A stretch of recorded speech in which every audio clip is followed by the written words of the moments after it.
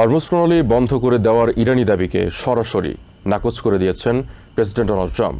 শনিবার ট্রুথ সোশ্যালে একথা জানান তিনি। ট্রাম্প বলেন, বিশ্বের অন্যতম গুরুত্বপূর্ণ এই নৌপথ এখনও সচল রয়েছে এবং আগামী 60 দিন সেখানে কোনো টোলও থাকবে না। এদিকে সাবেক ডিফেন্স সেক্রেটারি মার্ক এসপার বলেন, চুক্তিটি মধ্যপ্রাচ্যে স্থায়ী শান্তি নিশ্চিত করতে পারবে কিনা তা নিয়ে এখনও বড় ধরনের অনিশ্চয়তা রয়ে গেছে। অন্যদিকে পেন্টাগনের সাবেক মুখপাত্র জন কার্বি জানিয়েছেন, ইরান হরমুজকে কুক্ষিগত করে ফায়দা লুটছে। সমঝোতা চুক্তি অনুযায়ী লেবাননে ইসরায়েলের হামলা বন্ধ না হওয়ায় হরমুজ প্রণালী বন্ধ করার ঘোষণা দিয়েছে ইরান। তবে ইরানের এই দাবি সত্য নয় বলে জানিয়েছেন প্রেসিডেন্ট ডোনাল্ড ট্রাম্প। সামাজিক মাধ্যম ট্রুথ সোশ্যালে দেওয়া এক পোস্টে ট্রাম্প জানান, হরমুজ প্রণালী আগামী 60 দিনের জন্য টোলমুক্ত অবস্থায় খোলা রয়েছে।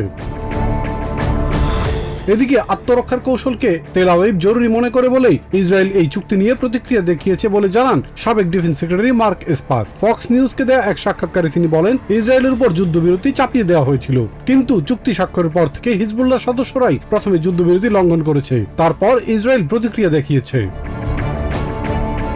হরমুজ প্রণালী বন্ধ প্রসঙ্গে সাবেক ডিফেন্স সেক্রেটারি বলেন, এটাই চ্যালেঞ্জ। ইরান চাইলে আবারও হরমুজকে কেন্দ্র করে হুমকি দিতে পারে।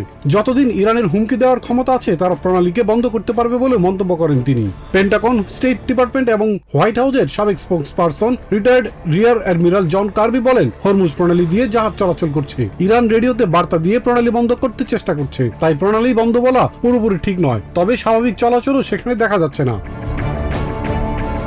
কার্বি জানান, ইরান হিজবুল্লাহকে থামাতে পারবে না। ইসরায়েল তাদের জাতীয় স্বার্থ দেখবে, তাই নেতানিয়াহু নীতির উপর 70% ইসরায়েলি আস্থা রেখেছে বলেও মনে করেন তিনি। একই সঙ্গে তেহরানের সাথে ওয়াশিংটনের সমঝোতা ভেস্তে যাবে বলেও আশঙ্কা করেন জন কার্বি। সাবেক লেফটেন্যান্ট জেনারেল মার্ক হার্টলিং মনে করেন, ইরানের সাথে হওয়া সমঝোতা চুক্তি কোনোভাবেই শান্তি চুক্তি নয়, এমনকি ব্যবসায়িক বৈঠকের সাথেও এর তুলনা করেন তিনি।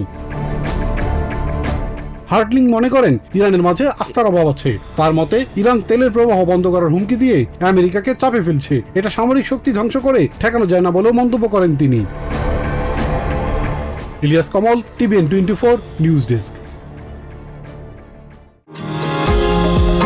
নিউ ইয়র্ক থেকে সম্প্রচারিত টিভিএন 24 টেলিভিশন বিশ্বজুড়ে বাঙালির কণ্ঠস্বর।